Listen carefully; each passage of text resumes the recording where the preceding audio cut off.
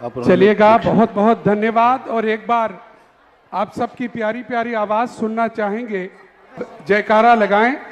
देखें कितना उत्साह है आप सब। बोले शांतिनाथ भगवान की, बोले 24 जी महामुनिराज की, बोले निर्यापक्ष मुनि पुंगव 108 श्री सुधा सागर जी महाराज की, बोले छुल्लक गौरव श्री गंभीर सागर जी महाराज की। जिज्ञासा समाधान का समय होने जा रहा है। बहुचर्चित कार्यक्रम जिज्ञासा सुनता है और यह सौभाग्य है कुरावली नगर का कि पिछले कुछ दिनों से उस कार्यक्रम को सुनने का। और आइएगा, प्रारंभ करने का अनुरोध करते हैं पूज्य गुरुदेव। स्वाध्याय विलय हम श्री कायुष।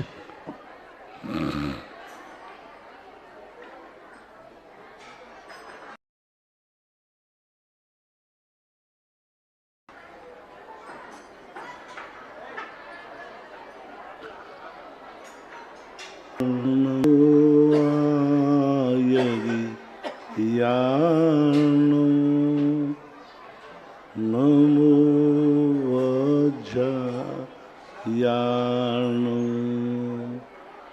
नमो लोये सव शाहूर्णम। पंच परमेष्टि भगवान की जय। आचार्य श्री गुरुवर कुंद कुंद महाराज की जय। आचार्य श्री गुरुवर विद्यासागर महाराज की जय। परम पूजनीय निर्यापक श्रवण मुनि श्री सुधा सागर जी महाराज की जय हो। बोले परम पूज्य छुल्लक गौरव श्री गंभीर सागर जी महाराज की। सभी श्रोतागण एवं जिज्ञासु पोष सभी को नमोस्तु करें। नमोस्तु महाराज जी। इक्षामी महाराज जी।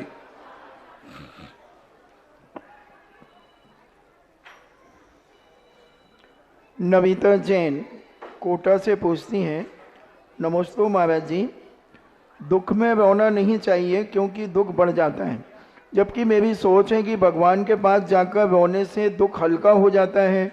हम दुख उन्हें सुनाकर भूल जाते हैं। अब आप बताइए हमें क्या करना चाहिए। दुख जो है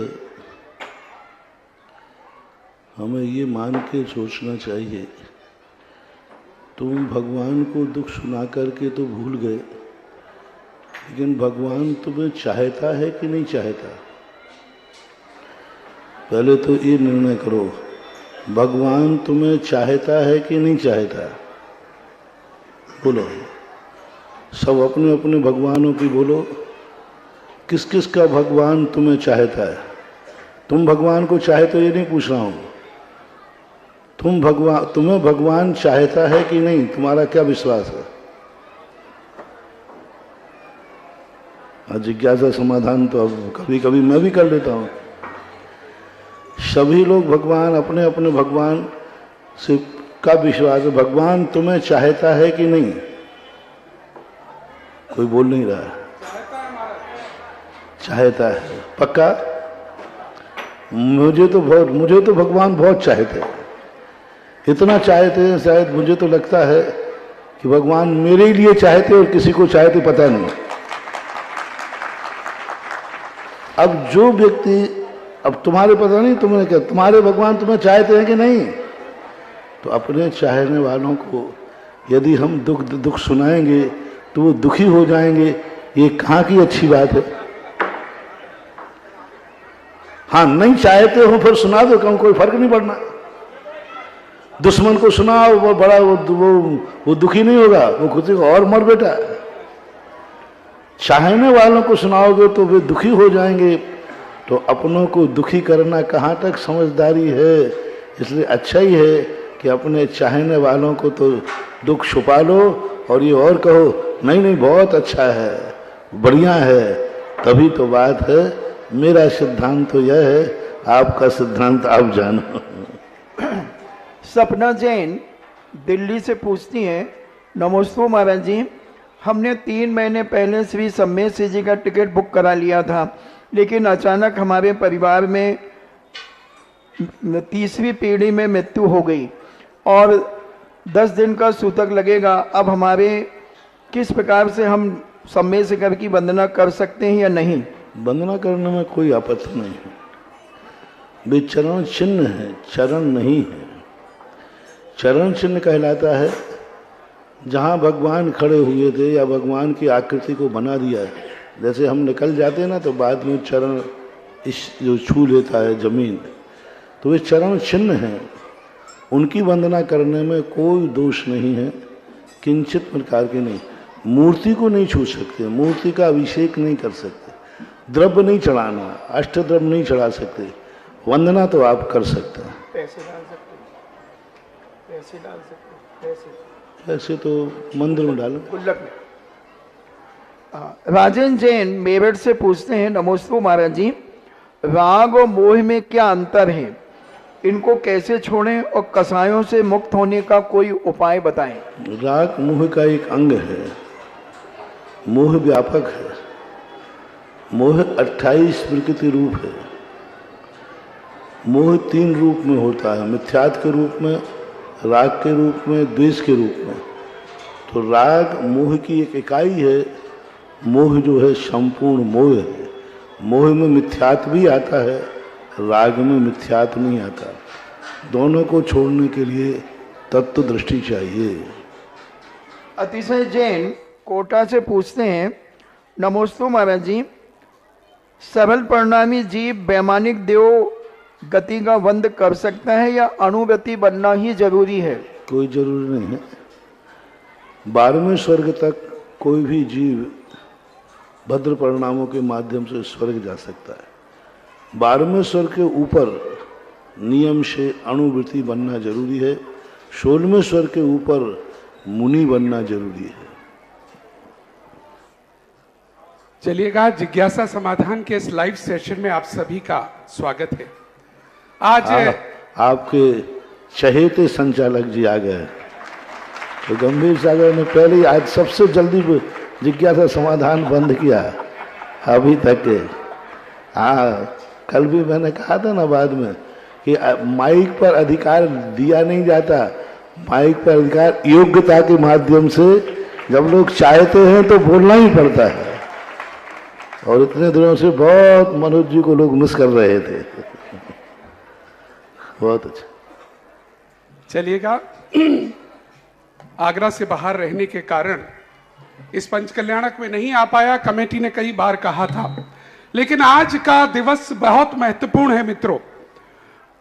जहां आज का दिवस इस कुरावली नगर के लिए जो मैनपुरी डिस्ट्रिक्ट में है बहुत महत्वपूर्ण है, क्योंकि आज का दिवस याद रहिएगा, सूर्य मंत्र आज के दिन दिया गया है।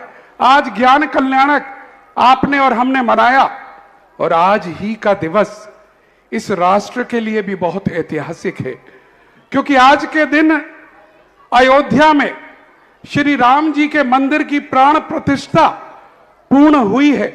आज के दिन लोगों ने जिस तरह से पूरे देश में, मैं कल मुंबई में था, परसों पूना में था, आगरा में आज दोपहर को था, और आज अभी जब यहां आ रहा था, इतने स्ट्रॉन्ग सेलिब्रेशंस सब तरफ दिखाई पड़ रहे हैं। इससे प्रतीत होता है कि ये राम मंदिर नहीं था, ये भारत का एक मुट्ठी बंद करने का प्रयोग था, जो आदरणीय माननीय मोदी जी और उनके लोगों ने किया, और सक्सेस भी हुई है।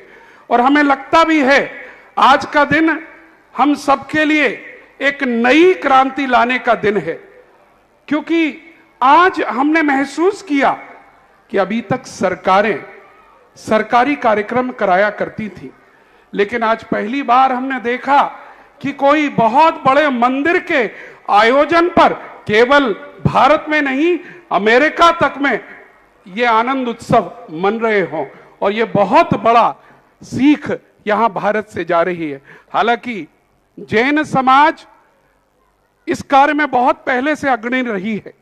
जिस तरह का मंदिर आज अयोध्या में हम देख रहे हैं, पूज्यवर आज से 30 वर्ष पहले और आचार्य श्री दोनों ने आज से 30-35 वर्ष पहले उस परिकल्पना को समझ लिया था, और चाहे ज्ञानोदय का मंदिर बना हो, चाहे कुंडलपुर का मंदिर बना हो, चाहे आमा में मंदिर बना हो, और चाहे अभी हाल ही में ललितपुर में मंदिर बना हो, वो सब इसी पैटर्न पर, नागरी पैटर्न पर बने हुए मंदिर हैं, जिन्हें देखकर भारतीय लोग अचंभित हैं। तो आप समझ लीजिएगा कि जैन समाज की ताकत कितनी बड़ी ताकत है कि उन्होंने करके दिखाया है। और हमारे गुरु, मैं 30 साल पहले पूज्यवर के सामने जब जाया करता था अजमेर ज्ञानोदय, तब एक परिकल्पना पूज्यवर के श्रीमुख से सुनी थी। कहा करते थे कि जब श्वेतांबर समाज की तरफ से, यानी गुजरात की तरफ से, राजस्थान जोधपुर से आते हैं, हमारे पास कोई संस्कृति नहीं दिखती थी मंदिरों की। हमारे मंदिर वही ईंट सीमेंट गारे के बने होते थे।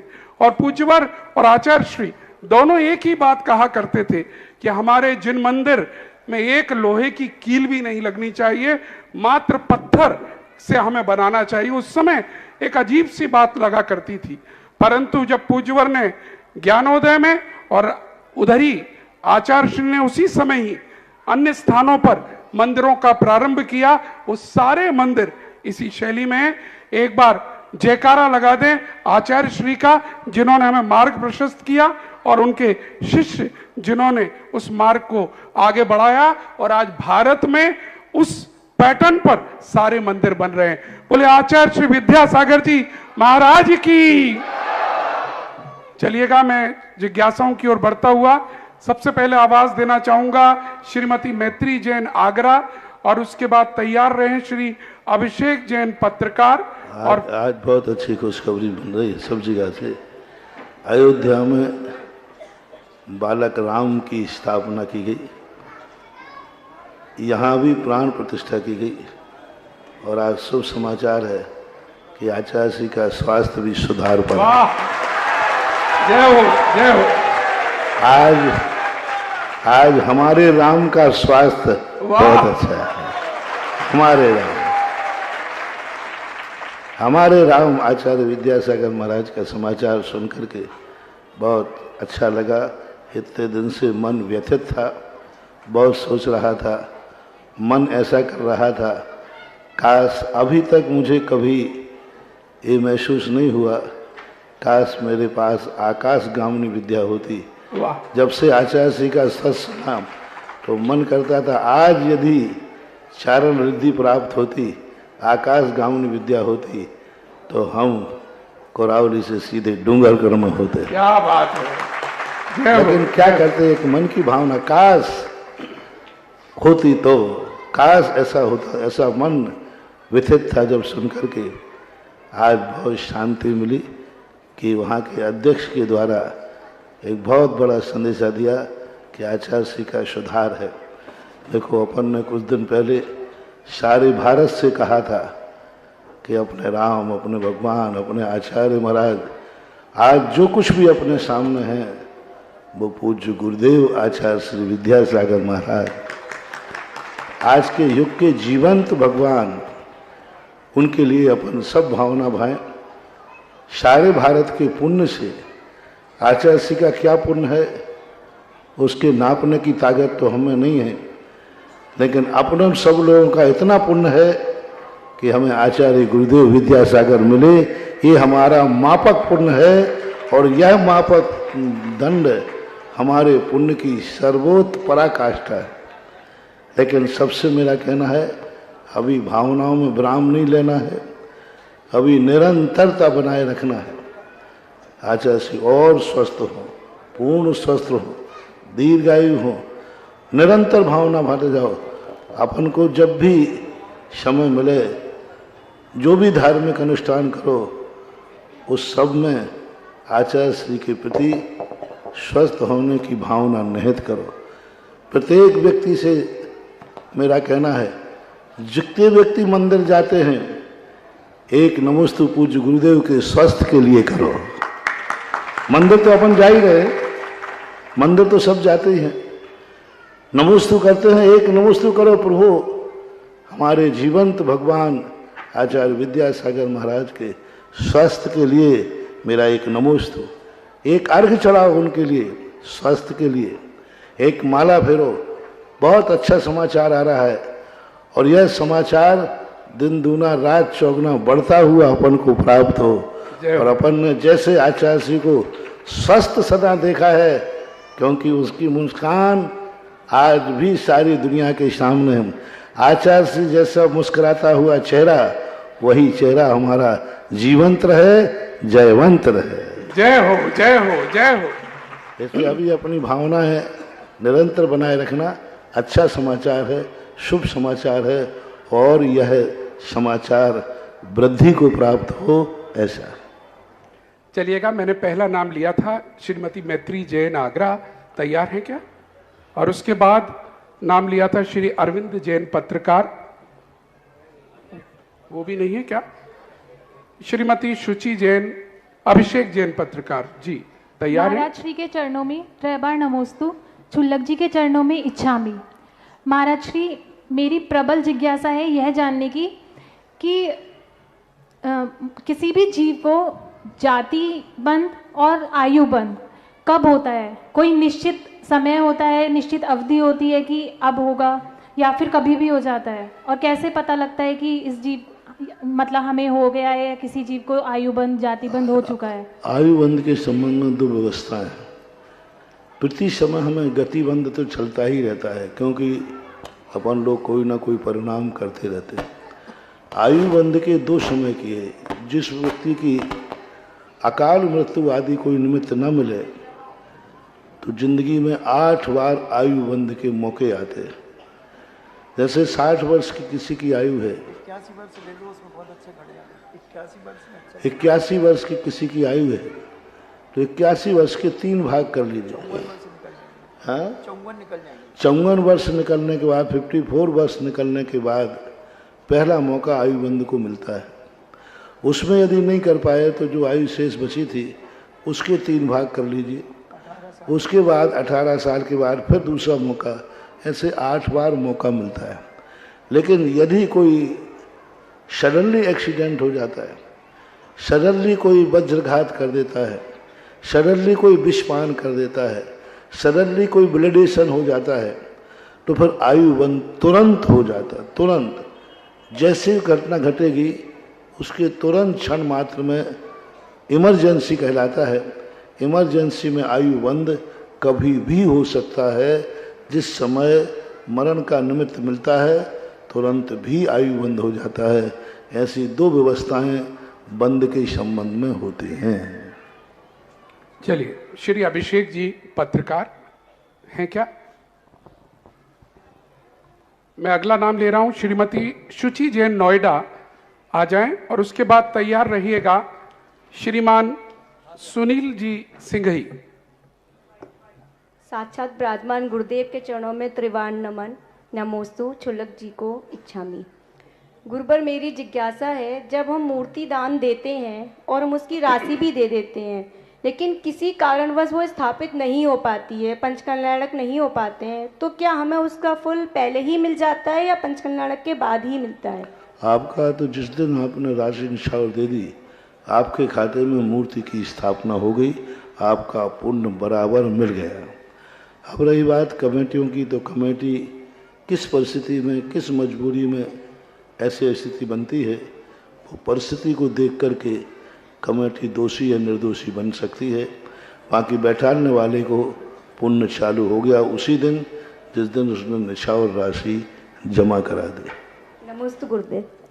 श्रीमान सुनील कुमार जी, निछावर राशि जमा कराने के बाद पुण्य चालू होगा, घोषणा करने मात्र से नहीं। घोषणा करने मात्र से अल्प पुण्य चालू हो जाता है। कई लोग कैसे करते हैं, मूर्ति बोल देते हैं, मूर्ति आ जाती तो भी राशि नहीं देते, मूर्ति की प्रतिष्ठा हो जाती तो राशि नहीं देते। प्रतिष्ठा होने के बाद भी यदि मूर्ति की राशि नहीं चुकाई गई तो बहुत सावधान रहना चाहिए। सडनली कोई भी बुरा दिन आ सकता है। सडनली किसी भी समय ऐसी दुर्घटना घट सकती है कि दांतों तले उंगली दबा के रह जाओगे, क्योंकि मूर्ति की प्रतिष्ठा हो गई और तुमने अभी भी राशि नहीं दी गई, अभी तक तुमने निछावर राशि नहीं दी। तो ये बहुत खतरनाक चीजें हैं महानुभाव। कम से कम मूर्ति की प्रतिष्ठा होने के पहले मूर्ति की निछावर राशि लिखा है प्रतिष्ठा पाठ में कि कोई भी कर्ज यदि है, भगवान का मंदिर का कोई कर्ज है, वह व्यक्ति मूर्ति की स्थापना नहीं कर सकता। अभी तो मूर्ति की ही निछावर राशि बाकी है।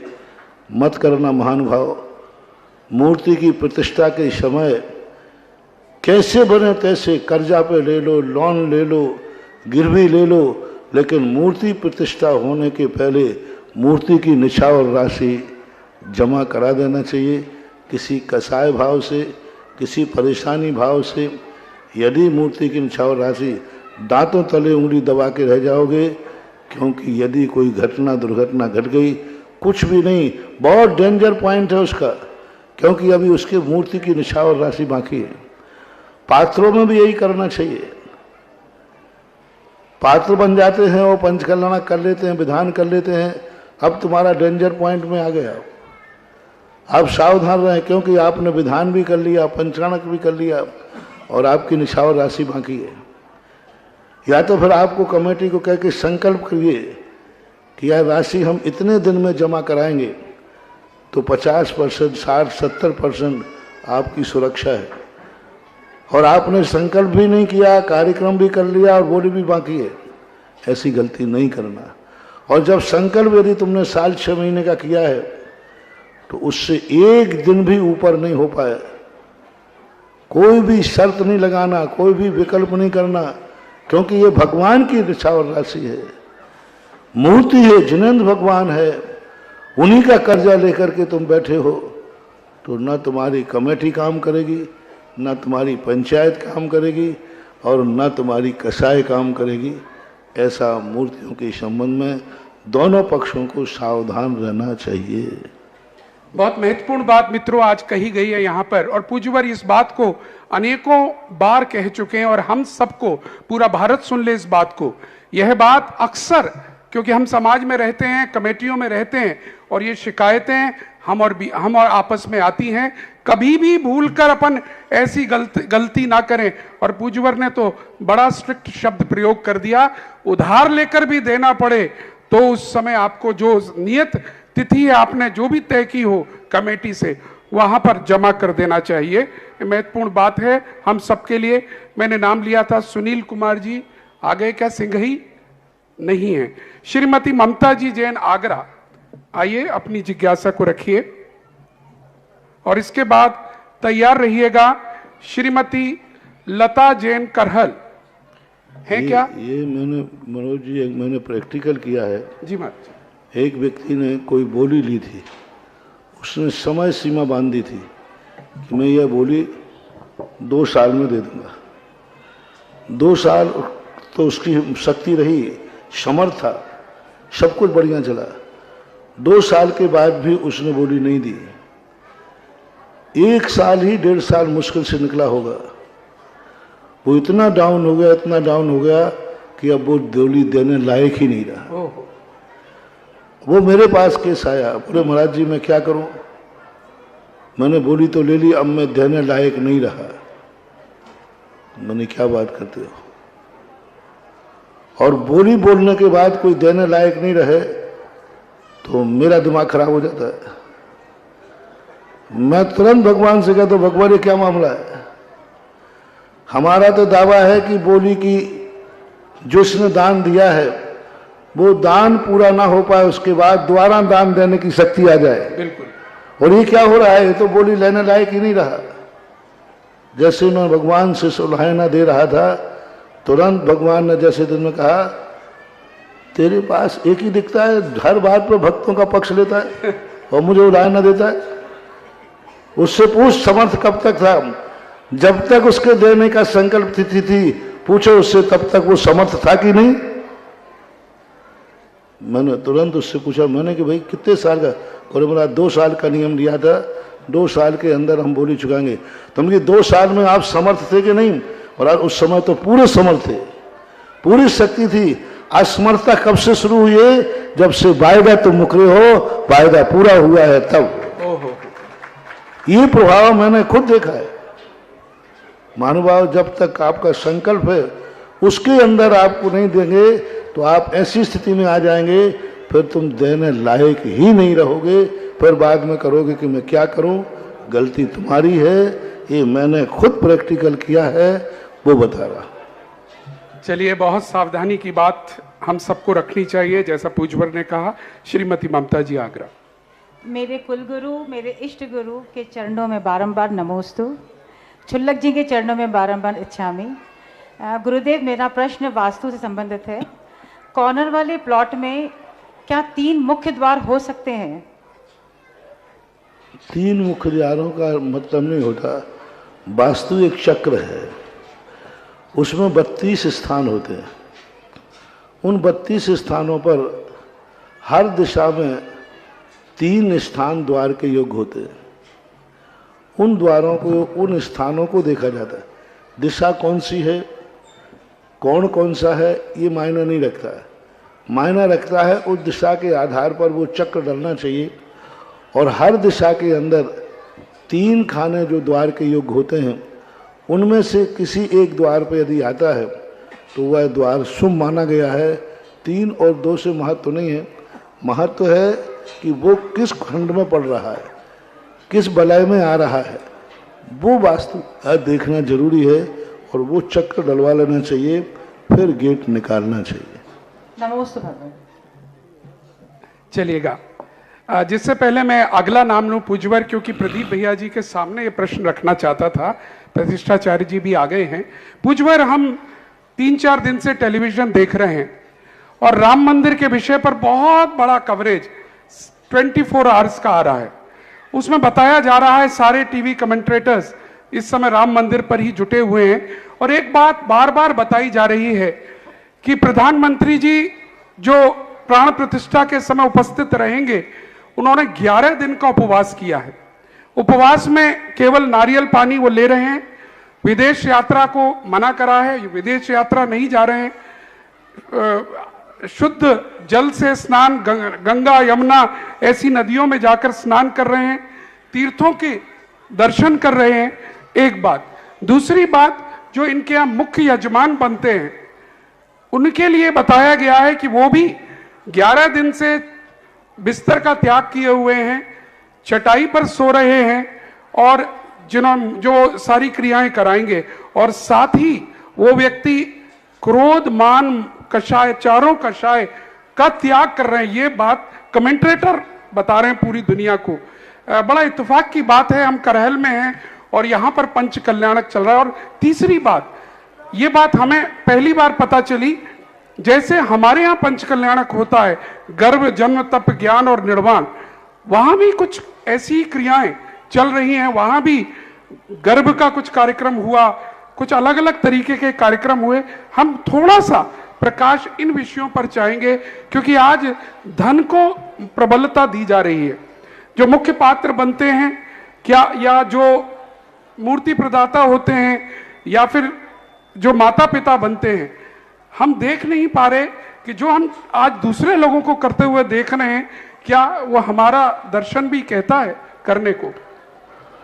सभी दर्शनकारों का उद्देश्य एक समान होता है, समाज को सुधारना, देश को संस्कारित करना, अराजकताओं से बचाना, अत्याचार और शोषण से बचाना, एक दूसरे के प्रति सहयोगी भाव रखना।